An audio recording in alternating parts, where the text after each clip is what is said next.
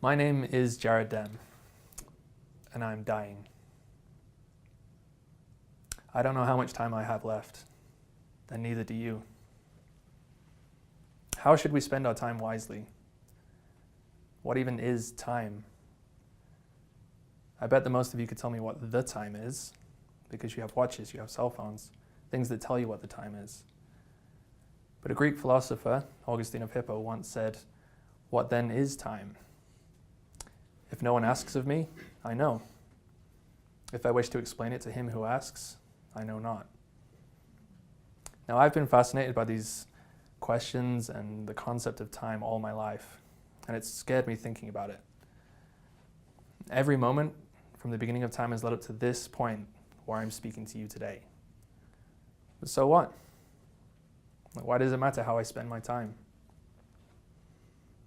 Now, our lives are very important to us, but we do not know how much time we have left. As I discuss with you what we define as time, as we look back at the history of our universe, and as we discover how we spend time in our lives, you will seriously reconsider the priorities in your life, and you will find more happiness as you progress through this life. And I'm going to prove to you during this speech that I'm in control of my time, because I've been given a 10-minute time limit, and I'm going to make the most of it and make it exactly 10 minutes long. Now, to begin with, we need to define what time is. We measure time by cyclical events, things that happen over and over again. One day is defined as the Earth rotating on its axis once. Now, what can we do in this time? Google confirmed in 2016 that its search engines process over 5.5 billion searches per day. And in 2017, Apple averaged sales of almost 600,000 iPhones a day. And compare that to 10 years ago, when the first iPhone came out, and they were averaging just 4,000 per day. And YouTube statistics from this year confirmed that 430,000 hours of footage is uploaded daily. That's roughly 49 years worth of videos. Now, time, it has a forward direction. Throughout the universe, we have the same understanding for which day was yesterday and which day is today. The reason why yesterday is different from tomorrow is because the day before yesterday was different from yesterday. In context of the Big Bang Theory, our understanding of time goes back to that point when the universe was in a state of low entropy. Now, entropy refers to organization of matter. Low entropy basically means that things are very organized. The second law of thermodynamics states that entropy will only ever increase, stay consistent, but never decrease. Now, we see the effects of increasing entropy as our universe expands. So imagine a pool table with balls perfectly racked in a shape. These are very organized, and this is what we call low entropy. Now, as you hit that cue ball and it hits the others, they scatter and become disorganized. That is entropy increasing, where matter goes from organization to disorganization.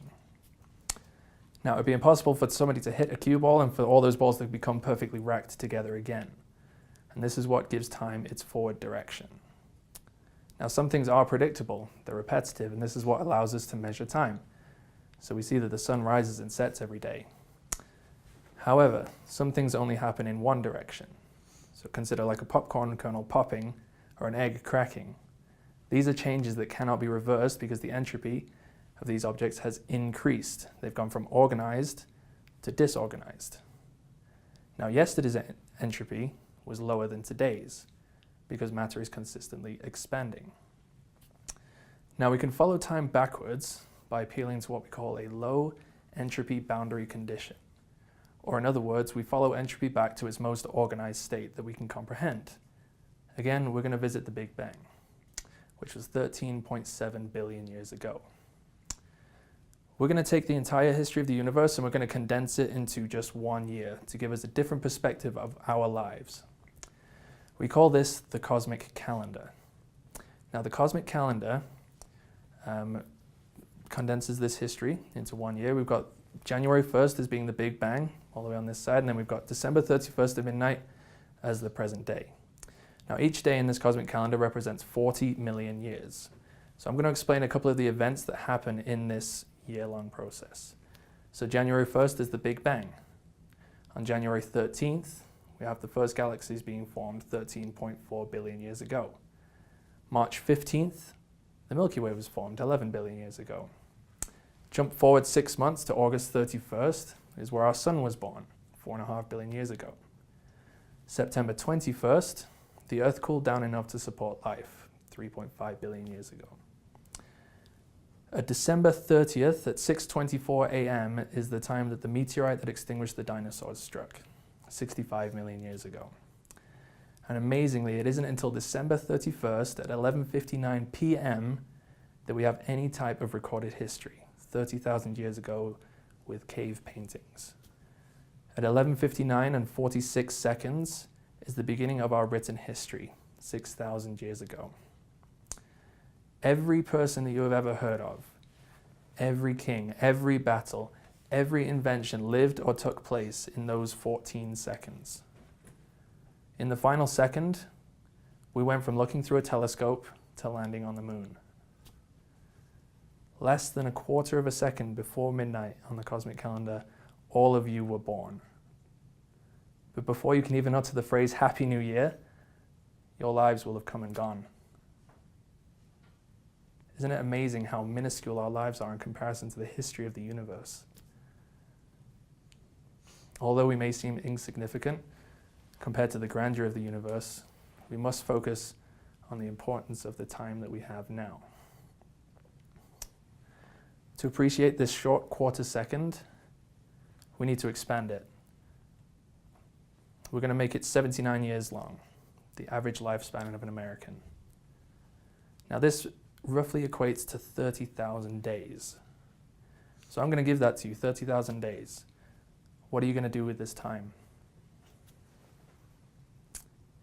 By the time that you reach adulthood, you will have reached age 18 and used 6,500 of those days. You'll have graduated high school, and you'll be looking to go on to bigger and better things. 8,500 of those days are going to be spent sleeping. Hopefully, most of those next to somebody that you love. 1,600 of those days are going to be spent eating, drinking, or preparing food. 3,200 of those days are going to be spent at work, but maybe not so many of them actually doing work. 1,000 days will be spent commuting from one place to another, sitting in your car in traffic. 2,700 of those days will be spent watching TV in some form or another. That's the equivalent of watching all 9 seasons of The Office 1,000 times. 1,500 of those days will be spent doing household activities, like cleaning and shopping. 600 of those days will be spent visiting our loved ones, our friends and our families. 650 of those days will be spent bathing, grooming, and other bathroom-related activity. 700 days will be spent catering to community activities, religious and civic duties. Now this leaves you all with just 3,000 days left. What are you going to do with this time?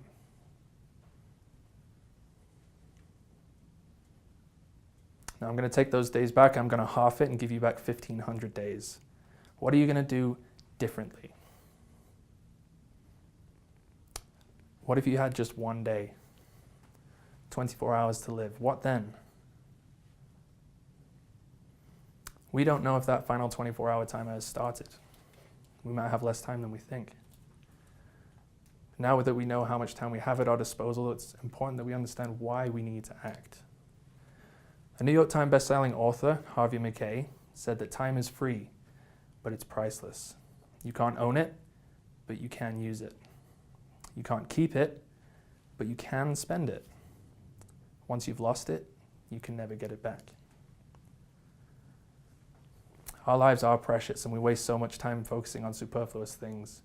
And we owe it to ourselves, to our families, our friends, our communities, to be proactive in the choices that we make and how we spend our time. I hope that you have felt that you are significant and that you want to improve yourselves. Although time is a daunting concept, you now feel motivated to make the most of it. And I implore you to prioritize your time, focus on what you love, and live your lives with no regrets. And I promise that happiness will soon follow. I said that this speech is going to be 10 minutes long, and that ends in 3, 2, 1. Thank you.